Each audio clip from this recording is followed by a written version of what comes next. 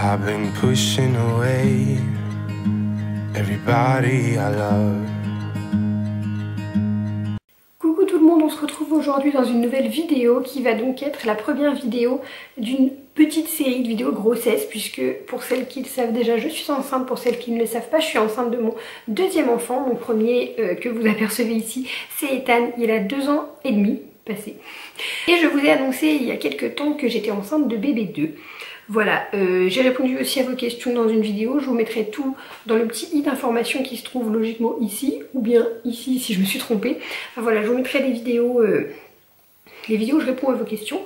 Et aujourd'hui, on vient faire le bilan du coup des 3 premiers mois de grossesse, puisque j'ai déjà passé les 3 premiers mois.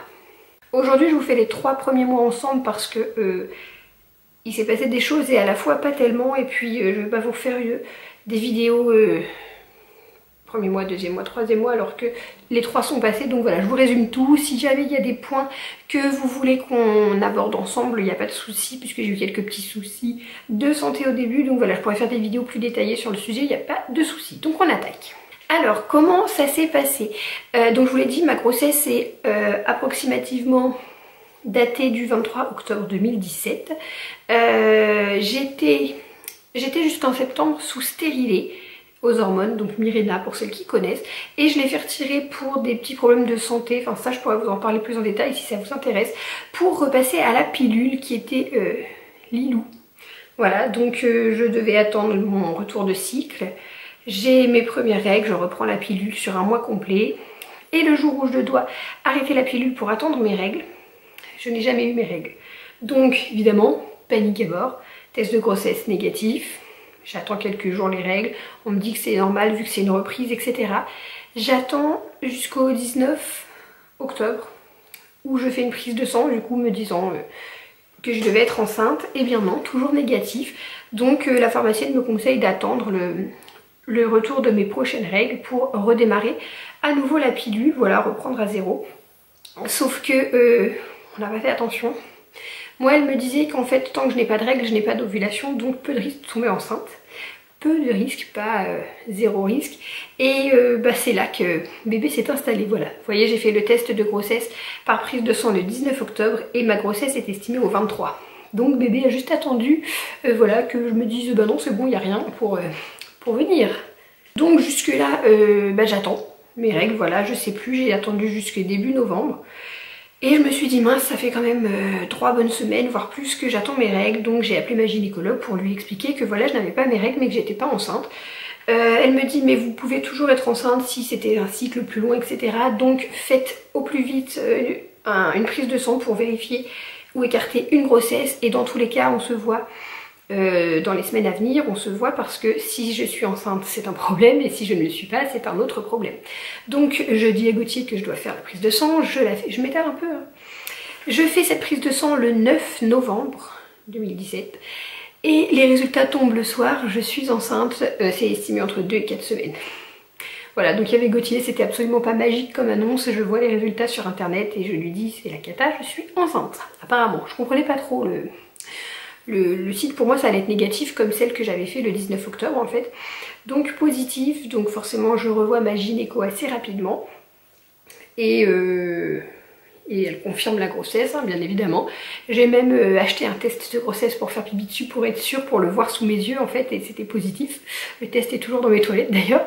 Et donc la gynéco elle sait pas du tout de combien je peux être enceinte, donc elle me prescrit une échographie de datation pour dater la grossesse et pour voir si on peut encore intervenir au cas où on ne souhaiterait pas le garder. Voilà, puisque c'était absolument pas prévu.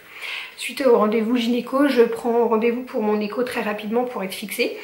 Et comme c'était en urgence, j'y suis allée avec Ethan, j'ai pas trouvé de moyen de le faire garder. Donc je me pointe avec Ethan et je suis tombée sur la reine des connasses ce jour-là, qui me dit que Ethan ne peut pas venir avec moi à l'examen, voilà, puisque c'était une écho vaginale. Bon, très sincèrement, ça me gênait pas qu'il soit là, il est petit, il aurait pas compris ce qui se passait, mais elle a pas voulu. Donc elle m'a demandé de le laisser tout seul dans la salle d'attente. Donc je le laisse, on sort de la salle d'attente et là il s'est mis à hurler, il me cherchait partout, il criait, donc je suis retournée le chercher, ça me semblait logique que j'allais pas le laisser. Et quand même elle m'a demandé mais vous pouvez pas le laisser pleurer 15 minutes? Bah non, je vais pas le laisser pleurer tout seul en panique, où il se demande où je suis, enfin, à quel moment quoi. Donc je lui explique que j'ai quand même fait 30 km pour faire une écho, que c'est urgent, que je dois être fixée et tout, bon, rien de déconnasse comme je vous ai dit. Donc je suis partie, j'ai pas cherché à reprendre rendez-vous ni rien. Et s'est écoulé plusieurs semaines, genre 2 ou 3 semaines, où j'ai fait comme si de rien n'était. C'est pas grave, on fera comme si j'étais pas enceinte, on verra bien ce qu'il en sera. Même Gauthier, on en a pas du tout parlé, je lui ai dit que j'avais pas pu faire l'écho. Et j'ai pas repris de rendez-vous dans ce truc et les autres cabinets c'était beaucoup trop long au niveau de l'attente. Donc j'ai attendu et à un moment j'ai quand même repris rendez-vous chez eux parce que il fallait quand même être fixé. Donc voilà, j'avais pris rendez-vous pour le 11, ouais c'est ça, le 11 décembre, donc vous voyez un mois après quoi. C'était écoulé du temps. Un mois après j'ai rendez-vous pour mon écho de datation. Donc j'étais déjà dans mon 2e mois sans le savoir puisque j'avais pas encore daté ma grossesse.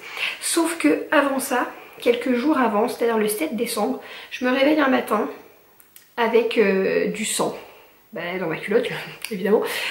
Donc un peu paniquée forcément puisque je sais quand même que je suis enceinte même si j'essaye de faire comme si ce n'était pas le cas. Et j'ai une petite particularité, c'est que mon groupe sanguin est négatif. Et en fait quand la maman a un groupe sanguin négatif, si le papa a un groupe sanguin positif, donc c'est deux opposés, dès qu'on a des saignements, il faut faire des injections de Roflac. Bon voilà, je vous expliquerai pas le truc médical, mais c'est pour pas rejeter le bébé ou je sais pas quoi. J'en avais eu pour Ethan, donc je savais très bien que si j'avais des saignements, fallait que j'aille rapidement faire cette injection. Donc un peu la panique, et j'appelle Gauthier, j'étais pas bien puisque je saignais quand même pas mal et je pensais que c'était une fausse couche ou en tout cas que c'était pas normal. Donc on est allé aux urgences très rapidement. C'est d'ailleurs comme ça que mes parents ont appris que j'étais enceinte puisque on leur a déposé Ethan dans la précipitation pour leur dire que j'allais aux urgences parce que voilà je faisais probablement une fausse couche. Voilà, donc par la même occasion ils apprennent que je suis enceinte et que peut-être je fais une fausse couche. Donc on va aux urgences où là j'ai eu droit à ma piqûre, hein, bien évidemment, de Roflac. Et elle fait une échographie et on voit un petit bébé, un beau bébé avec 2 pieds, 2 bras, 2 mains, un bébé quoi. Moi je m'attendais à une petite cacahuète et c'était un bébé, donc là dès ce moment-là en fait pour moi il était même plus question de faire comme s'il n'existait pas ou d'envisager de ne pas le garder ou quoi que ce soit. Parce que oui à la base on ne devait pas le garder, si vous voulez je vous ferai une vidéo sur le comment du pourquoi, mais c'était pas prévu ce bébé, alors oui on aurait pu faire plus attention etc, c'est notre faute. Bref on s'est dit qu'on n'allait pas le garder pour des raisons personnelles et pas si personnelles que ça. Si vous voulez je peux vous en parler dans une autre vidéo, là c'est pas tellement le sujet. Du coup je vois mon bébé, donc voilà, qui va très bien. Elle me dit que mon col a légèrement bougé etc, c'est pour ça qu'il y a des saignements, mais que ça n'écarte pas un risque de fausse couche, donc à faire attention. Voilà, je rentre chez moi, tout se passe bien et le lendemain dans l'après-midi, je fais une hémorragie, oui, parce que j'ai jamais saigné autant même en ayant mes règles. Vraiment pour vous dire je traverse tout, voilà donc vraiment paniquée. Là c'était sûr que c'était une fausse couche du coup. Je me mets sur les toilettes, je sens des choses sortir, enfin bon, merveilleux, je vais vous épargner les détails. Mais ça aussi je pourrais vous en parler dans une autre vidéo, ça peut rassurer beaucoup de monde quand même. Parce que malgré ces saignements, c'est tout ce que vous voulez, je me suis vidée de mon sang, bébé est toujours là, donc voilà. On retourne aux urgences, donc là je leur dis que j'ai fait une fausse couche, que je pense que le bébé est sorti, puisque j'ai senti des choses sortir en allant aux toilettes, et elle regarde, et effectivement en fait elle me dit que j'avais des caillots de sang, donc des gros morceaux. Glamour au maximum. Elle fait une écho pour voir si tout est bien parti. Et je regarde même pas l'écran sur le coup. Et là elle me dit il est là. Et il y avait petit bébé, vivant, son cœur qui bat, qui bouge. Elle me dit il bouge en plus, il va très bien. Par contre, aucune explication sur les saignements, on ne sait pas d'où ça vient, ça pourrait quand même être une fausse couche à surveiller. Et on me renvoie chez moi. Voilà, on me renvoie chez moi en me disant que je vais probablement perdre le bébé, qu'il n'y a rien à faire et qu'il faut que j'attende. Donc ça je trouve ça un petit peu beaucoup abusé quand même, mais bon. Du coup je vais quand même à mon écho de datation qui était donc le 11 décembre. Oui, donc genre 3-4 jours après, pour dater quand même cette grossesse et puis voir si tout va bien. Et là on m'annonce que les saignements sont dus à un hématome décidual, je sais pas trop ce que c'est mais c'est un hématome. C'est une espèce de poche de sang et donc ça se vide en saignant. Elle mesurait 7 cm par 4, donc c'était plus gros que le sac amniotique et tout. Du coup risque de fausse couche etc. Donc de nouveau dans le flou, je dois juste attendre de savoir si je vais perdre le bébé ou pas. Du coup j'ai décidé de prendre rendez-vous avec une sage-femme pour avoir quand même un suivi, pour savoir quoi faire etc. Et ensuite le 3e mois, parce que là c'était les 2 premiers mois, ce que je viens de vous résumer, voilà. C'était un peu... Je suis restée pas mal dans le canapé à attendre le moment fatidique ou pas. Je pouvais pas faire grand chose. J'ai saigné pendant pratiquement 3 semaines. Du 7 décembre au 31 décembre, j'ai saigné. C'était génial. Donc comment vous dire que j'étais hyper fatiguée et tout, parce que c'est quand même fatigant de se vider de son sang comme ça. Alors, le 3e mois de grossesse, qu'est-ce qui s'est passé dans ce 3e mois de grossesse? J'ai commencé mon 3e mois de grossesse aux urgences le 24 décembre parce que fallait que je fasse une écho de contrôle pour contrôler mes hématomes. Donc ils m'ont fait une petite écho, l'hématome avait réduit à 4 cm par 3, donc c'était génial, en bonne voie, voilà. Du coup, on l'a annoncé à tout le monde le soir de Noël, sauf mes parents qui étaient au courant de façon un peu dramatique. Mais voilà, on a annoncé officiellement à Noël que j'étais enceinte. Ensuite, j'ai eu le droit de faire la totale au niveau des prises de sang, vous savez, glycémie, tout ce qu'on veut bien, le fer, la toxoplasmose, la totale, bref, prise de sang totale, petit flacon d'urine qui va bien, on adore. Voilà, et ça c'est à faire tous les mois. J'ai également fait ma première écho, donc ça vous l'avez vu dans un vlog, si vous l'avez pas vu, je vous le cale quelque part pour que vous puissiez aller le revoir. Donc c'est la première écho de contrôle, c'est pas une écho morpho mais on voit quand même si tout est en place, on calcule la clarté nucale, vous savez c'est dans la nuque par rapport à la trisomie 21. Donc là tout était normal, bébé tout à fait normal, je suis allée avec ma soeur, en plus c'était la première fois qu'elle assistait à une écho. Et voilà, donc tout va bien. Et suite à cette première écho, j'ai aussi fait du coup la prise de sang pour le dépistage de la trisomie 21. D'ailleurs, je devrais pas tarder à recevoir les résultats. Donc voilà pour mon 3e mois et je l'ai terminé bien sûr en faisant la déclaration de grossesse qui se fait auprès de la CAF et de la Sécurité sociale.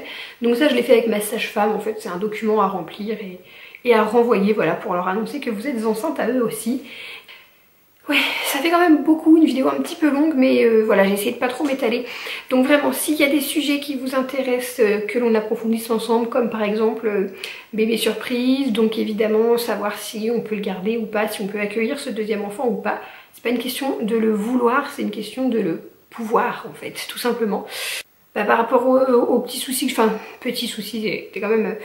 les 3 premiers mois de grossesse ont tourné autour de ces hématomes et encore là, cette semaine, je suis retournée aux urgences parce que j'ai eu des douleurs assez importantes dans le bas du ventre et tout et je me dis à chaque fois est-ce que peut-être c'est un problème dû aux hématomes, donc j'y retourne mais là ça y est. J'ai quasiment plus rien au niveau des hématomes, j'ai plus de soucis à me faire pour ça, bébé se développe à la perfection. Et donc on n'a plus qu'à attendre la prochaine échographie. Alors la prochaine échographie médicale ce sera en mars, donc là sur la vidéo du 4e mois j'aurai quand même des choses très importantes à vous dire parce que nous avons décidé de faire une échographie plaisir, c'est-à-dire en dehors des échos prescrites par le médecin ou la sage-femme. C'est une écho 3D, ils font ça sur Rouen, enfin elle fait ça à Barentin maintenant. On l'avait fait pour Ethan pour connaître le sexe avant le 5e mois, voilà, on est pressé. Voilà, il y en a qui diront que c'est ridicule, etc. parce que oui, ça coûte un certain prix. Mais on fait cette écho 3D du coup en février, avant la Saint-Valentin. Logiquement, vous saurez si j'attends une fille ou un garçon et nous, on le saura aussi, bien évidemment. Voilà, bon, je m'étale pas plus longtemps. On se retrouve très vite dans une prochaine vidéo. Je suis en train de vlogger d'ailleurs aussi aujourd'hui, donc vous aurez des vlogs. On se retrouve très vite et je vous fais d'énormes bisous.